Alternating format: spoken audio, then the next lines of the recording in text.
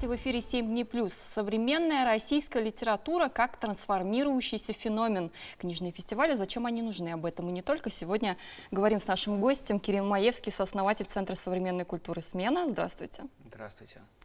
Кирилл, ну вот расскажите, да, книжный фестиваль «Смены», он уже такой как кластер, такая некая площадка, да, между вот писателями, издателями, дизайнерами, музыкантами, художниками. Расскажите вообще, откуда пришла идея вот этого фестиваля, да, и для чего он нужен, какая у него задача? Идея когда-то пришла довольно спонтанно. Это был декабрь 2013 года.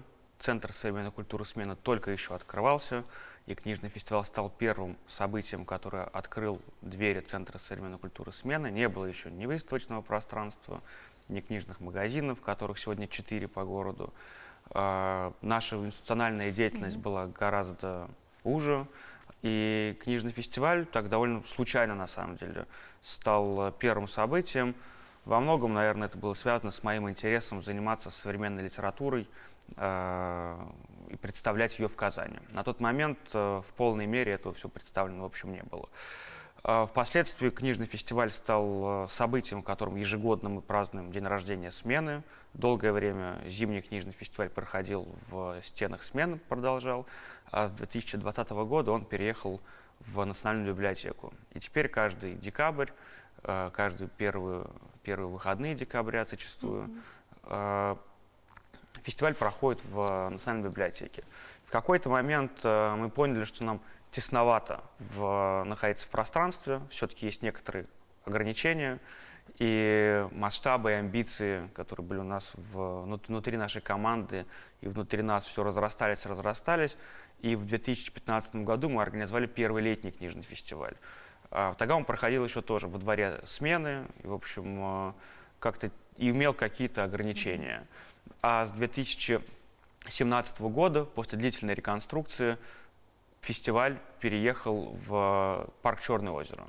Парк, как вы помните, реконструировался, и, в общем, первым событием, которое открыло для горожан двери уже парка, а не «Смены», стал книжный фестиваль. То же самое, надо сказать, произошло в 2020 году, когда после того, как Национальная библиотека переехала из дома Ушковой в бывшее здание Национального культурного центра «Казань», и тогда фестиваль стал первым событием, которое активировал для горожан это пространство.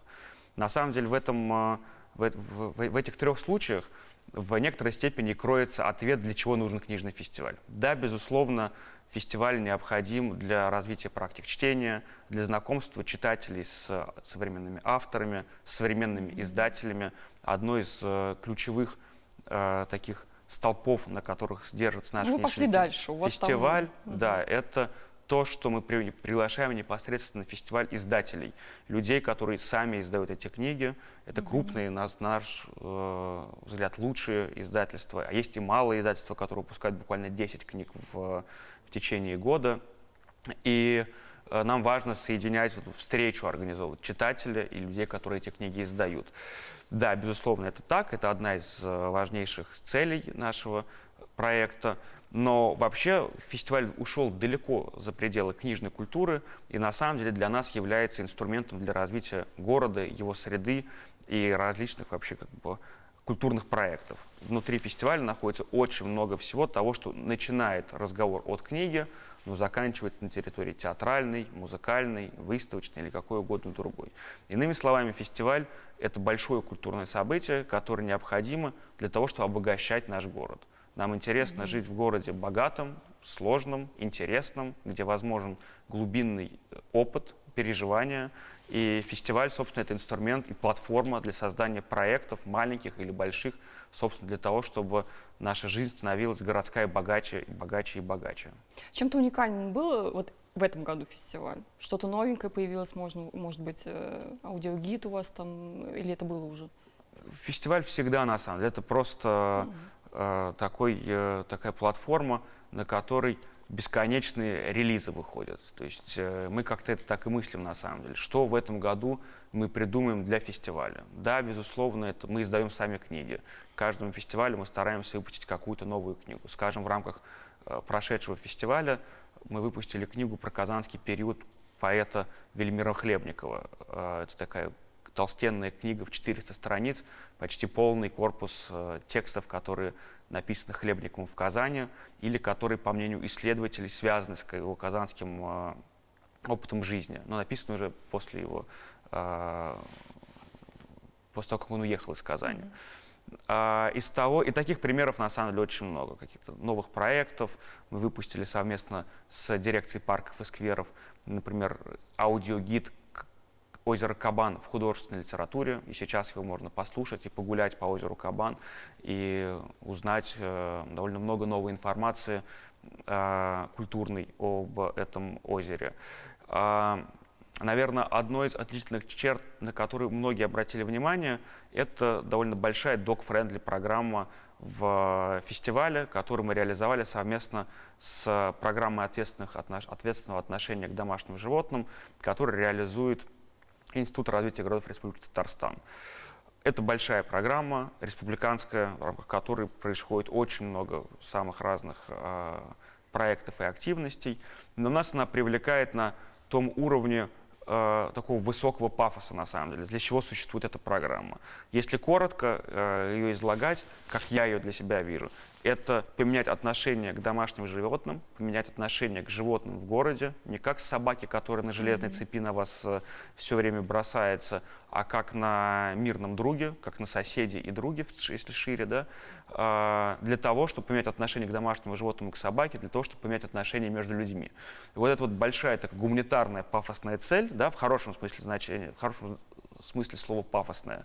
Ровно то же самое и в книгах. В этом смысле, как финальная цель, наша задача менять отношения между людьми, менять отношения людей и к городу, и поэтому это вроде бы разными инструментами, но мы достигаем все той же цели. И это была абсолютно классная программа, которую мы впоследствии повезем в другие города. Ну, вот вы ездите по городам, да, вот по маленьким городам, более такие регионы, да.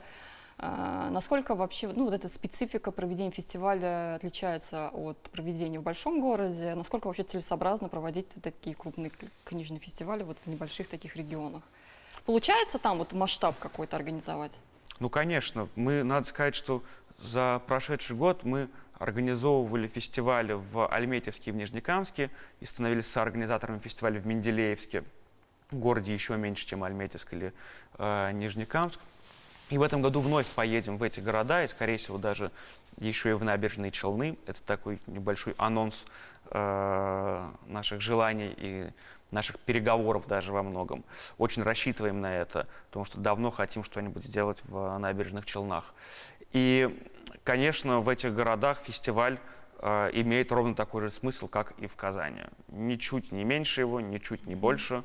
Понятно, что в Казани фестиваль больше, фестиваль масштабнее, но не сказать, что когда мы приезжаем в Альметьевск или в Нижнекамск для того, чтобы организовать там фестиваль, мы упрощаем фестиваль. Нет, ни в коем случае. Мы везем точно такой же фестиваль. Да, возможно, он чуть-чуть поменьше. Образовательная программа его не на 3 Ажиотаж лекториях. такой же, ну, как бы...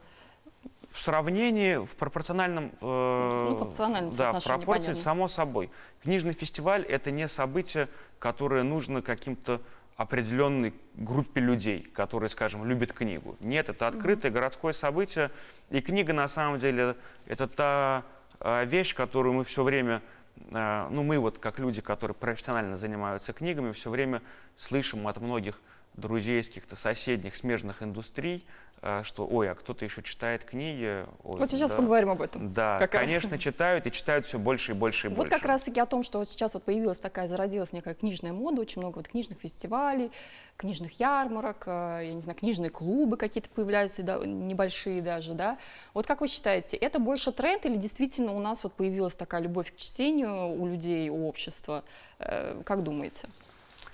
Ну, конечно, есть какая-то в этом доля моды наверняка, и объем просто информации о книгах благодаря блогерам, да, благодаря социальным сетям, он просто очень сильно вырос. Благодаря нашей с вами сегодняшней передаче мы с вами увеличиваем знания о книгах. И слово «книга» звучит все чаще, чаще и чаще. Это с одной стороны. С другой стороны, конечно, читали всегда и читали довольно много. Это видно просто потому, как увеличивается количество тиражей, издаваемых в России и в мире, и как растет просто стоимость рынка всей книжной индустрии, которая с каждым годом не падает, а наоборот растет. Все-таки книга — это старейшая медиа, которая никуда не делась, и никакие социальные сети убить книгу не в состоянии, да, как-то препятствовать ей. Больше того, если сравнивать количество чтения, к которому мы прибегаем ежедневно, в ежедневной практике, то, конечно, с каждым годом мы читаем все больше и больше и больше и больше. Количество текста, который мы читаем в мессенджерах, несравнимо с количеством текстов, которые читал человек буквально 50 лет назад. Просто одно не совпадает с другим. Сколько человек читал газет 50 лет назад, и сколько мы сегодня читаем текстов, просто переписываясь с друг другом, несравнимо. То есть количество текстов в нашей жизни увеличилось, и, конечно... Другое дело, какое качество этих текстов. А какая разница? Безусловно, качество текстов имеет большую роль, но мы просто человек стал гораздо более читающим, чем был прежде. У меня ощущение, что мы как бы утратили это звание читающей нации, нет?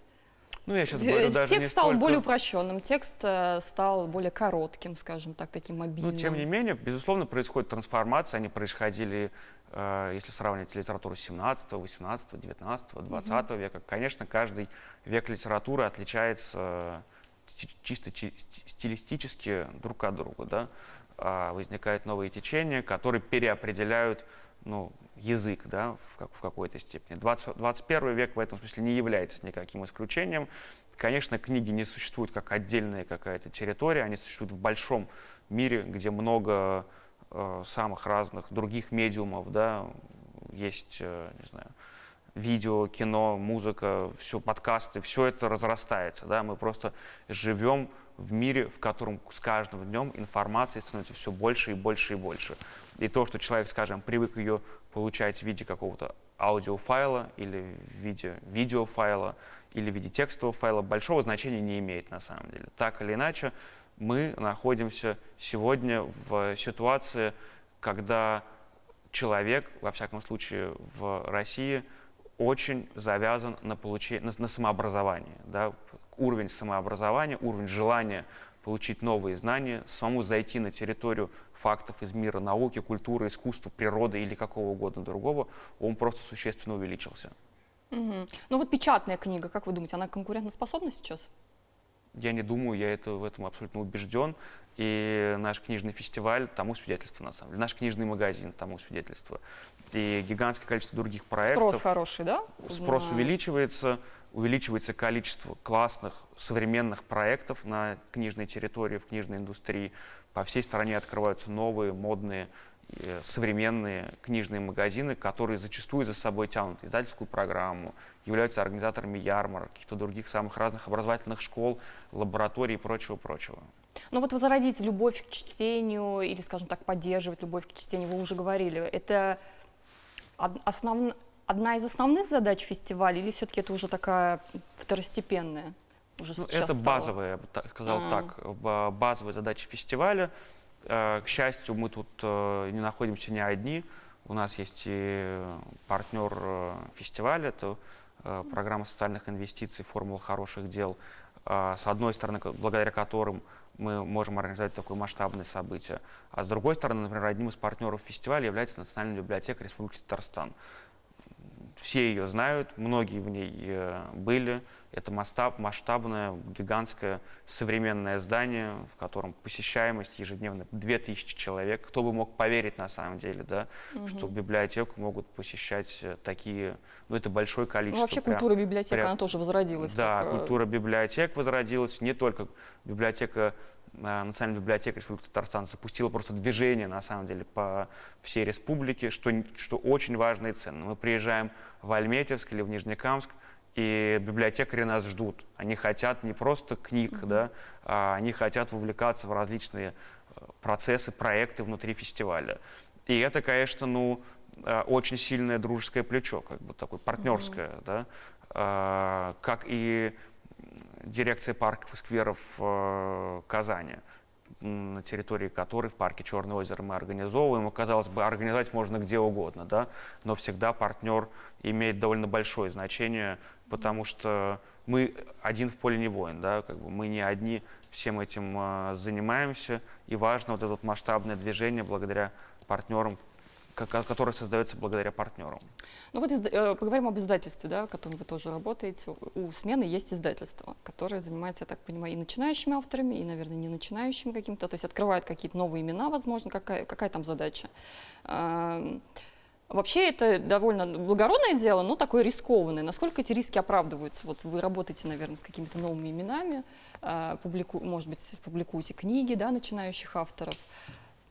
Это целесообразно? Мы наоборот работаем не с начинающими авторами, да? мы работаем Давайте. с авторами, которые нас. давным-давно умерли. И, Серьезно?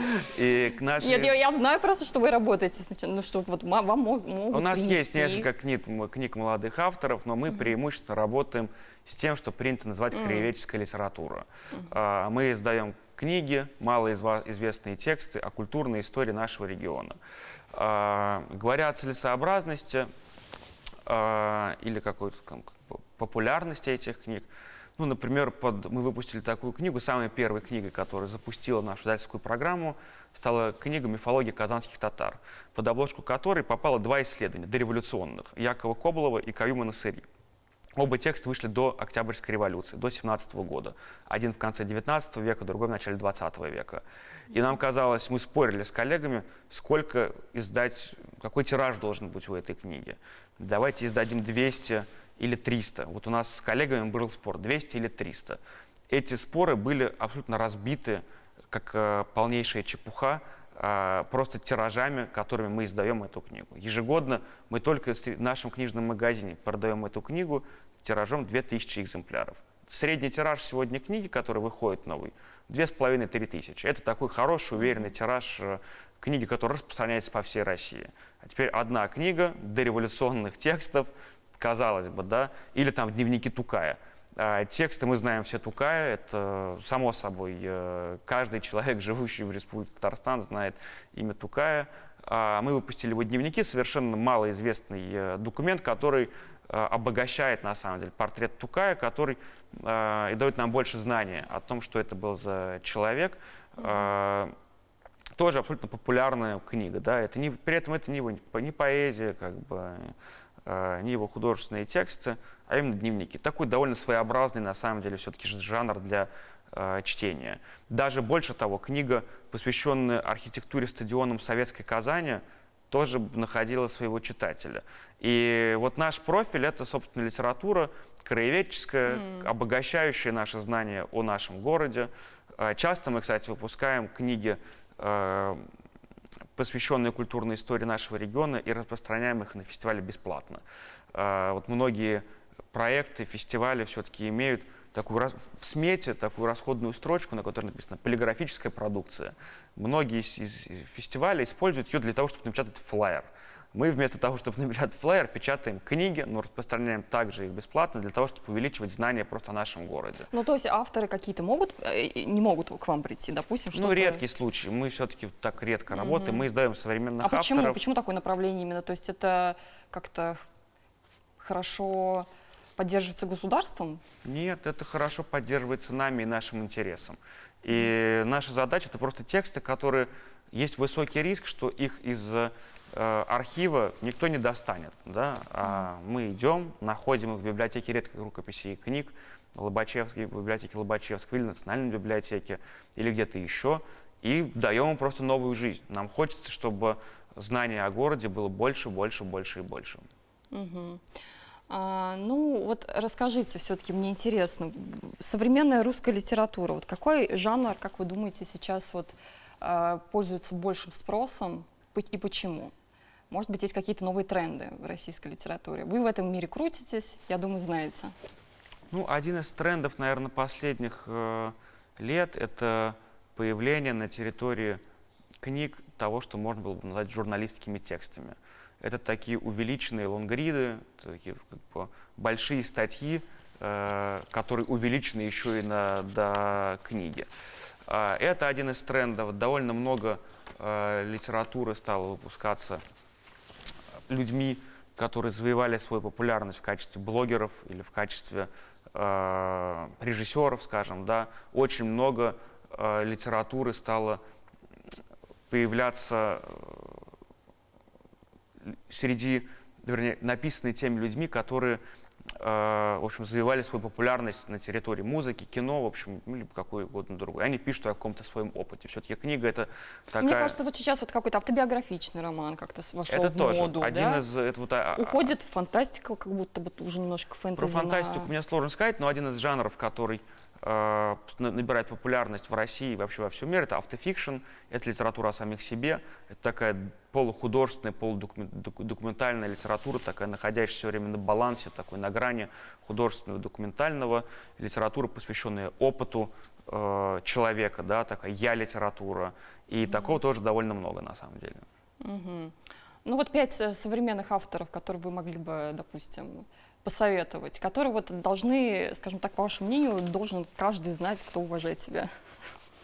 Ну, это на самом деле я очень не люблю такие вот топ-листы, поскольку сложно рекомендовать, да, литература и книга — это такая вещь, которая, ну, не подлежит строгой рекомендации, да, нету этих 5 книг, я отвечу вам так, нету этих 5 авторов, для каждого это свои 5 авторов, для каждого кто-то интересуется художественной литературой, у него есть свои 5 авторов. Кто-то занимается, читает академическую литературу, у него есть свои 5 авторов.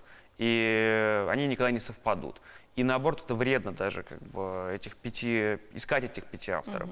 Не стоит программироваться, да? Да, многообразие книжного рынка, в том его и плюс, вернее, да, в этом как бы в большом многообразии. В том, что в него надо заныривать.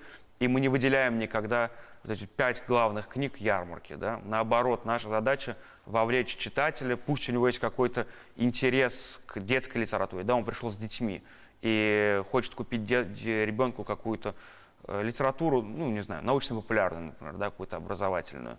Но просто так расположены стенды, что он гарантированно найдет что-то себе. У него даже не сформулирован до сих пор запрос. Да? Ну, как-то он пришел на ярмарку с запросом ребенка, но, оказавшись на ярмарке, гарантированно он сформулирует то, что ему нужно.